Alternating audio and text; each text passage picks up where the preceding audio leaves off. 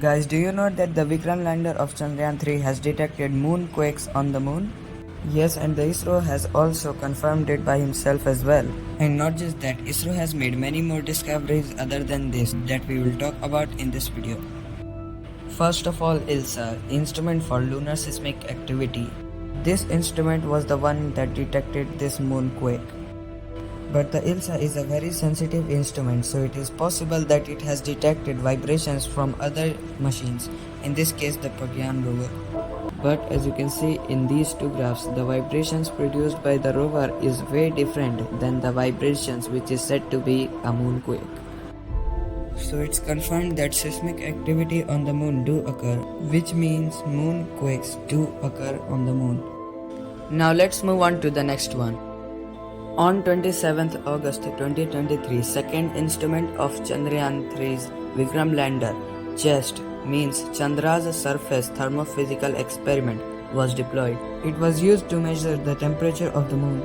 It also has a drilling machine to see how does the temperature changes as we go down into the lunar surface. And after doing this experiment, ISRO shared the results with this graph. And here we see something very strange. You see, at the surface, the temperature is about 50 degrees Celsius, but as we go down, the temperature decreases drastically. At the depth of just 8 centimeters, the temperature decreases up to minus 10 degrees Celsius. This is only possible when the moon's topsoil acts like a thermal insulator, preventing the sun's heat to penetrate through the surface. Which brings us to the next discovery of Chandrayan 3.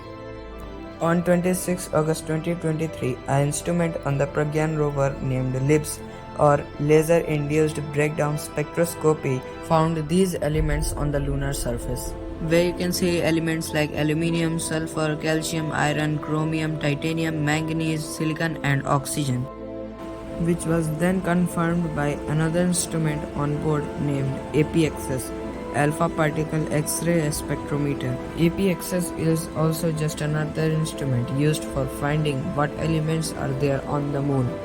What APXS does is it just emits alpha particles or a beam of protons on the lunar surface. These highly energetic particles hit the innermost electron of the element, causing it to leave the atom, and after that the outermost electron shifts into the lower orbit by emitting some energies as X-rays.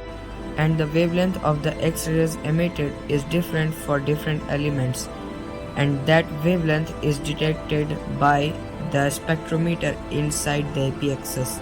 LIBS, on the other hand, uses a powerful laser to focus on the lunar soil, converting it into plasma. And when the plasma cools down, it emits some light, and the wavelength of that light is detected by the spectrometer inside the LIBS, giving us the information about the elements present in the lunar soil. And because both of these instruments show the same result, it's confirmed that these elements are present on the moon. And as I said earlier, the moon's topsoil acts like a thermal insulator. These are the three very good insulators present on the moon's surface. Now let's move on to the next one. Another instrument on the Vikram lander named Rambha LP was studying the lunar plasma atmosphere. There they found that there are 30 million electrons per cubic meter. That is enough to create background noise while communicating. But now we have studied the lunar atmosphere, we can now filter the noise using computers to get a more clear communication. And that's it for today. Thank you.